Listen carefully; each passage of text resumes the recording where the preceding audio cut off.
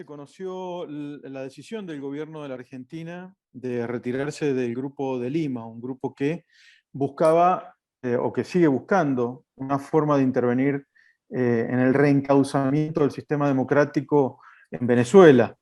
Bueno, esto ha traído muchas repercusiones. Estados Unidos ha pedido explicaciones en torno a qué posición va a tomar la Argentina al respecto, pero sobre todo nos preocupa qué pasa con los venezolanos frente a esta situación, a la necesidad de reencauzar. Y por eso vamos a hablar con una figura relevante de la oposición al régimen de Nicolás Maduro y al chavismo, que es Antonio Ledesma, que fue alcalde metropolitano de Caracas. Buen día, un gusto saludarlos, Ledesma.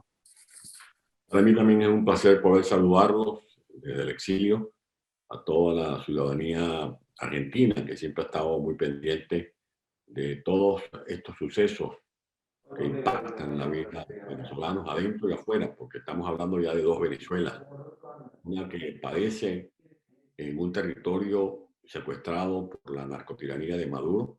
Estamos hablando de más de 25 millones de seres humanos que están allí acorralados en lo que para mí es el campo de concentración más grande de la historia de la humanidad, gente que padece de crisis de servicios públicos, no hay agua potable, no hay gas doméstico, hay fallas constantes o continuas del servicio de luz eléctrica. El AMPA ha hecho de Venezuela uno de los países más inseguros del mundo. Venezuela tiene el territorio controlado por grupos terroristas de Hezbollah que están en el arco minero del estado Bolívar, donde hay minerales llamado oro azul. Está en un país controlado por los cárteles de la droga. Ayer salió una información de las oficinas antinarcóticos de la ONU que confirman que el grupo de Sinaloa, los grupos de cárteles mexicanos están, por ejemplo, en el estado de Zulia, donde manejan pistas de donde salen aviones de manera subrepticia cargados de cocaína para Guatemala, para Honduras.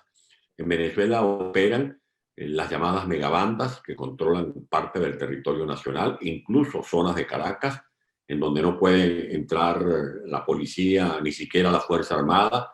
Y lo último es que los grupos guerrilleros que operaban en Colombia se han desplazado hacia el territorio venezolano y mantienen en ascuas, por ejemplo, a miles de familias en el estado Apure, que es un estado fronterizo. Ayer, en la zona del Pirrial, hubo una confrontación, hubo varias personas que murieron, y ya se habla de más de 3.000 ciudadanos desplazados en las últimas horas. Esa es la tragedia, mis queridos Santiago y Gabriel, que tenemos en Venezuela. Concretamente con este panorama, con 6 millones de venezolanos, además de usted, viviendo en el exterior, yéndose de su país porque no toleran vivir allí, no pueden vivir allí. ¿Cómo evalúa usted esta decisión del gobierno argentino? ¿Es un abandono? ¿Es algo que se va a continuar generando con otros países? ¿Ha fracasado el Grupo de Lima? ¿O hay esperanzas en reencauzar el sistema democrático? Claro que hay esperanzas, no se puede nunca declinar ni bajar la guardia, que es en todo caso lo que procuran los gobiernos o grupos políticos asociados al Foro de Sao Paulo o al Grupo de Puebla. El actual gobierno de Argentina prefiere que la suerte de Venezuela se decida en el Grupo de Puebla, donde están todos estos personajes relacionados con el populismo del siglo XXI, que es el relanzamiento de esos esquemas anacrónicos que donde se han aplicado lo que ha dejado son desastres. Ahí está el ejemplo de lo que era la Unión Soviética, la China de Mao Zedong, los tiempos de estos esquemas en Vietnam, en Nicaragua, en Cuba y ahora en Venezuela. Venezuela en los últimos años recibió, por concepto nada más de la renta, más de 1.000 millones de dólares. Estamos hablando de una cifra realmente monumental. Todo eso o lo despilfarraron, lo regalaron o se lo robaron. Y además dejaron endeudado a Venezuela. Por eso la catástrofe humanitaria, que no es cuento, que no se trata de una narrativa exagerada de parte nuestra, es la pura verdad lo que está aconteciendo en Venezuela. Y lamentamos muchísimo que Argentina haga el juego a los grupos que quieren que se atornille Maduro en la usurpación de los poderes públicos, porque están actuando como socios de una corporación en la que el fin justifica a los medios, socios que no reparan en los sufrimientos ni en la violación de los derechos humanos de un pueblo, sino que lo que les interesa es la solidaridad incondicional, solidaridad a todo evento para preservarse unos con otros o protegerse unos con otros. Ledesma, teniendo en cuenta declaraciones que había tenido Alberto Fernández previo a asumir como presidente, declaraciones en contra de Maduro, ¿usted piensa que la actual postura que toma el gobierno argentino representa la voluntad del presidente Fernández o de la vicepresidenta Cristina Kirchner? Bueno, él ha tenido algunas posiciones lamentablemente fugaces, relancinas, como el que trata de escapársele a quien lo tiene secuestrado. Y no hay duda que el señor Fernández responde a una línea política que impone el grupo de los Kirchner. Y por eso nosotros deploramos que Argentina se ponga de lado, no es que esté en contra de la oposición, porque nosotros no estamos planteando que el gobierno de Argentina se alinee con la oposición de Venezuela, sino que se ponga en contra de quienes violan derechos humanos. Este es un problema que no es entre amigas o amigos, entre izquierda o derecha, entre revolucionarios o no revolucionarios, como lo llaman allá de mala manera. Este es un problema de derechos humanos, de libertad versus democracia, vida versus muerte. Y Maduro representa la muerte. En Venezuela se han cometido crímenes de lesa humanidad. Eso es lo que respalda el presidente Fernández, a violadores de crímenes de lesa humanidad. Eso es lo que respalda el presidente Fernández, a quienes han hundido a Venezuela en la pobreza de tal manera que hoy un dólar equivale a más de 1.898.000 millones de bolívares. O sea, es algo que uno lo dice y la gente no lo cree. Donde la moneda desapareció, donde el salario es menos de $2 al mes. O sea, la gente está pasando hambre, donde ha habido una deserción escolar de más del 50% de la matrícula, porque los niños no tienen comida, no pueden comer, no tienen cómo pagar el transporte. Ha habido un abandono de las aulas de clase masivo de educadores que se han ido corriendo a otros pueblos del mundo, incluido Argentina, a buscar el pan que se le niega en Venezuela o en todo caso a preservar la vida que está en riesgo en Venezuela. Entonces, ¿a quién respalda el presidente Fernández? Respaldar a Maduro es respaldar a la FARC, que son perpetradores de crímenes de lesa humanidad, que siguen traficando cocaína desde Colombia y desde Venezuela. Respaldar a Maduro es respaldar a Hezbollah, que es un grupo terrorista que está operando en Venezuela. Respaldar a Maduro es respaldar a los grupos de Sinaloa, de Jalisco, a los grupos de Guadalajara, todos esos carteles que han hecho de Venezuela un patio libre para desarrollar toda su tropelía y hacer procesos de legitimación de capitales. Entonces, lamentamos mucho que el gobierno de Argentina pretenda hundir al Grupo de Lima con esta declaración que a lo mejor va a atender a algunos aliados muy pronto de esos mismos socios del Foro de Puebla o el Foro de Sao Paulo. Ledesma, acá un sector de la oposición a los Kirchner sostiene que Argentina va rumbo a un modelo similar al de Venezuela. ¿Usted cómo ve esto? ¿Actualmente ve algunos puntos en común entre el modelo de Maduro y de Fernández? Dice el dicho, dime con quién andas y te diré quién eres. Si lo que este grupo está emulando es el esquema de Chávez, el esquema de Maduro, véanse en ese espejo. Si para algo puede servir el martirio que sobrellevamos los venezolanos, es para que otros pueblos estén advertidos, estén prevenidos y no se dejen atrapar por este populismo maléfico que hace estragos en el tejido social, en la estructura económica de los países, a donde llegan con su cartilla del líder mesiánico, del enemigo externo, para justificar sus saltos al vacío dentro del territorio nacional. En Venezuela el 90% está en condiciones de pobreza. Somos un país riquísimo, pero con un pueblo pobrísimo, porque tenemos las reservas más grandes de petróleo, pero al mismo tiempo la gente no tiene cómo comer. y ha perdido masa muscular porque no puede ingerir suficientes proteínas ni calorías. En Venezuela la situación es realmente pavorosa y lo que pretende hacer Maduro ahora es terminar de hacer de Venezuela una gran lavandería para procesar o tramitar dinero sucio, dinero ilegítimo. Esa es la tragedia de Venezuela y eso es lo que tiene que dar Argentina. Dios libre a Argentina de caer en las garras definitivas de este populismo diabólico. Usted fue desplazado del cargo de alcalde metropolitano de Caracas, ha sufrido en lo personal, me gustaría meterme un poco en eso y que usted nos cuente, ¿no? Usted fue detenido en su casa, usted fue maltratado, pudo encarar una carrera presidencial inclusive en Venezuela, pero es imposible en estos momentos. Tuvo que escaparse, en una historia casi de película la suya, escapando de Venezuela. ¿Por qué no nos cuenta un poco cómo fue este proceso de desplazamiento y de su huida? Porque fue eso, francamente, lo que tuvo que hacer, ¿no? Sí, correcto. Yo tuve que autoliberarme. Vistas que en Venezuela no hay Estado de Derecho, tuvimos que procurarnos nosotros mismos la libertad y por eso activé una fuga el día 16 de julio del año 2017. Recorrí casi 1000 kilómetros para llegar hasta la frontera con Colombia, específicamente a la ciudad de San Antonio del Táchira. Crucé el puente y pisé tierra de libertad, que fue la tierra de Colombia, en la mañanita del 17 de noviembre del año 2017. Yo padecí más de 1000 días de privación ilegítima de libertad. Solamente tuve derecho a una audiencia.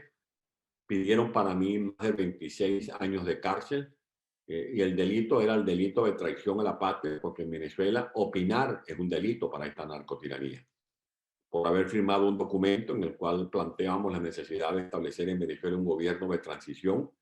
Ese documento lo dimos a conocer el día 15 de enero del año 2015, en el que, sin ser clarividentes, señalábamos las consecuencias que iba a acarrearle a Venezuela ese modelo populista anacrónico que estaba impulsando tanto Chávez como Maduro. Por eso me hicieron preso. Y por lo tanto, en Venezuela los dirigentes políticos que no estamos en el exilio están inhabilitados o están en la clandestinidad o están detenidos o están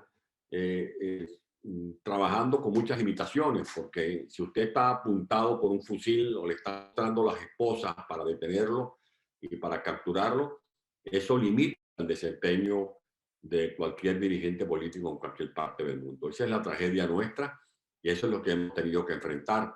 Yo gané la alcaldía metropolitana de Caracas con más de 800.000 votos a los menos de 2 meses de haber jurado como alcalde. Asaltaron mi despacho, un grupo de 40 hombres con fusiles, con metralletas, con pasamontañas. Nos asaltaron 13 edificios de la alcaldía metropolitana. Fui despojado progresivamente más del 95% del presupuesto de la alcaldía metropolitana. Tuve que hacer una huelga de hambre, una huelga histórica en la sede de la OEA, denunciando este maltrato contra la descentralización. Más de 30 trabajadores de la alcaldía metropolitana, solidarios con mi lucha, fueron encarcelados en un peligroso retén conocido como La Planta en la ciudad de Caracas. Nuestro personal era objeto constantes de secuestros, de amenazas de muerte. O sea, una situación realmente difícil la que tuvimos que experimentar. Y esa ha sido la lucha y el signo de nuestra prédica y de nuestras acciones durante estos más de 20 años, tomando en cuenta que también me correspondió a mí, como gobernador de Caracas en el año 1992, enfrentar a Chávez las 2 veces que él trató de asaltar el poder por la vía sediciosa, por la vía de los golpes de Estado frustrados. Usted mencionó a Chávez y esta semana hemos discutido aquí en la radio en torno a si Chávez autorizaría este momento de una Venezuela tan confusa y con una dictadura tan férrea. ¿Usted qué piensa? No comprendí la pregunta porque alguna interrupción. Me refería a si Chávez estaría de acuerdo con este rumbo de Venezuela de hoy. Era bastante distinta la situación con Chávez y se nota una dispersión muy grande en el poder político, tanto en Maduro como en Diosdado Cabello, que es la otra cabecera de este régimen?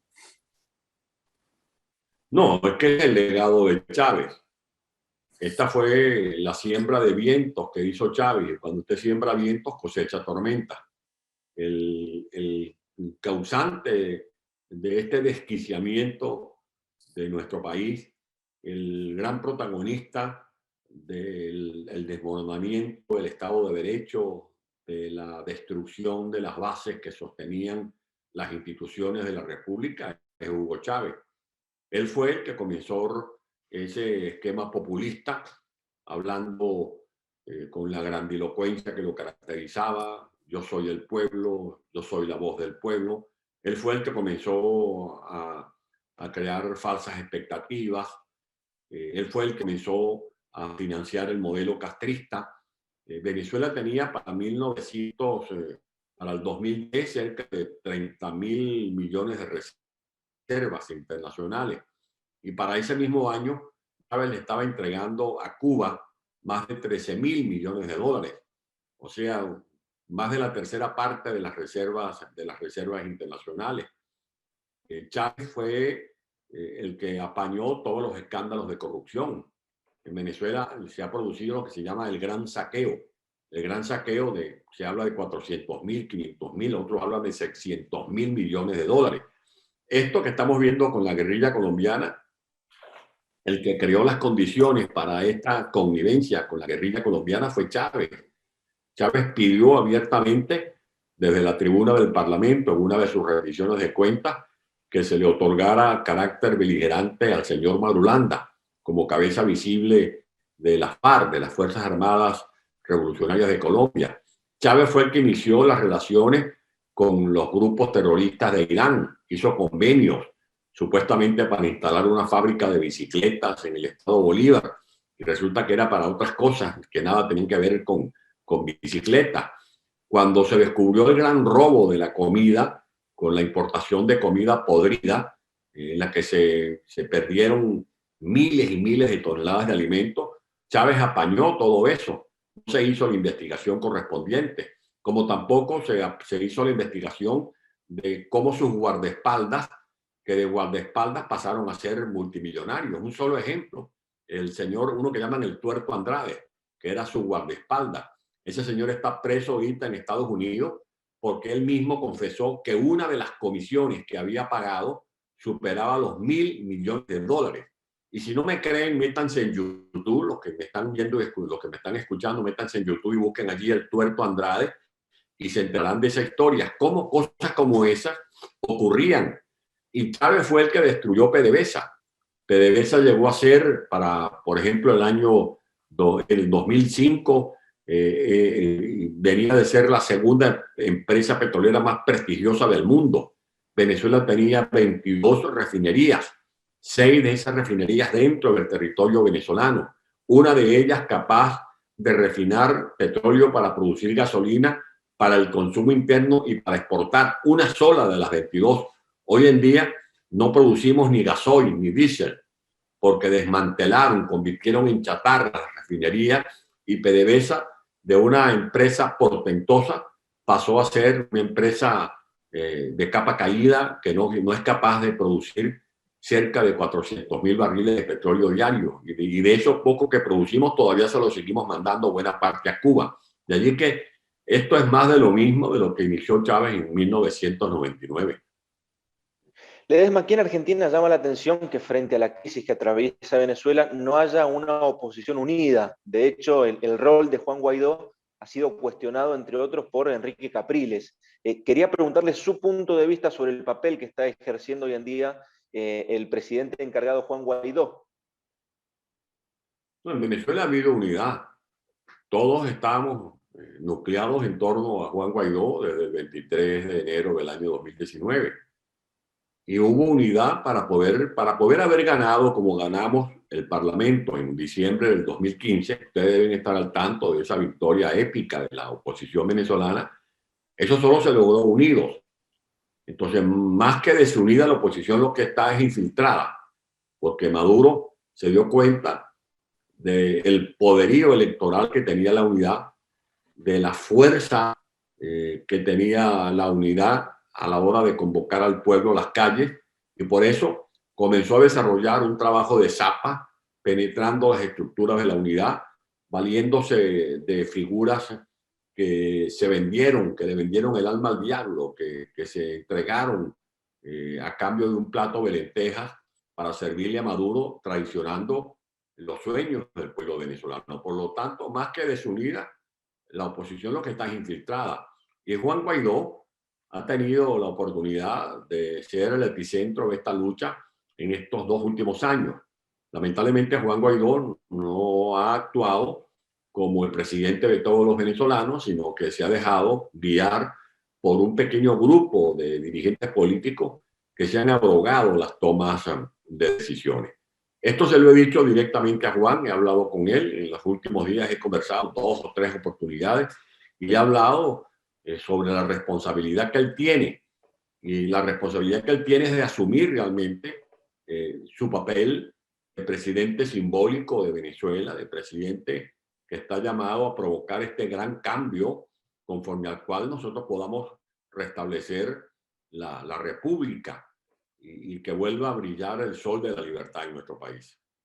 Ahora, cuando habla de dirigentes opositores que han sido cooptados por Maduro, ¿lo incluye a Capriles entre ellos?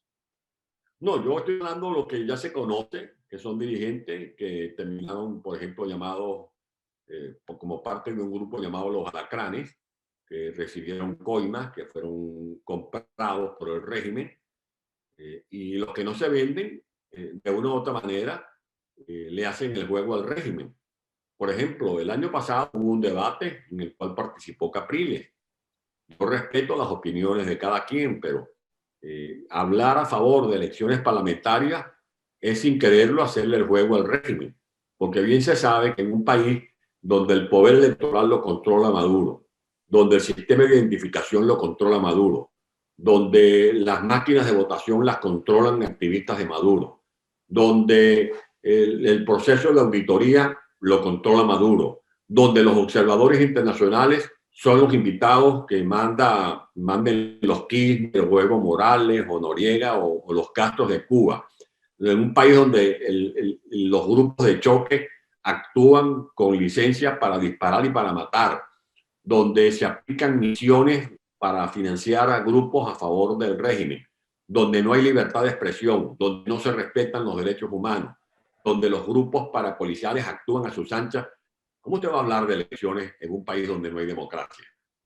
Donde usted vota pero no elige, porque en definitiva Maduro es el que impone a quién se elige de acuerdo al tinglado que él monte. Y fíjense que de las elecciones del año pasado, con todo el show que montaron los llamados grupos que se disfrazaron de opositores, Maduro obtuvo el 92% de los miembros del Parlamento. En Venezuela no hay democracia y no va a haber democracia hasta que no haya una verdadera presión interna y externa para desalojar del poder estos grupos que han asaltado las instituciones públicas. Exalcalde, le agradecemos mucho la comunicación y quedamos pendientes de lo que pueda seguir sucediendo en Venezuela. Finalmente le pido esto, desde su íntima convicción y corazón, cuando se va a dormir, ¿sueña con poder volver a Venezuela o lo ve como algo imposible en los próximos tiempos? Es que no solo te lo hago cuando me voy a dormir, yo vivo soñando despierto, sueño despierto con regresar a Venezuela. Yo tengo aquí, entre pecho y espalda, lo que yo llamo un dolor de patria ausente.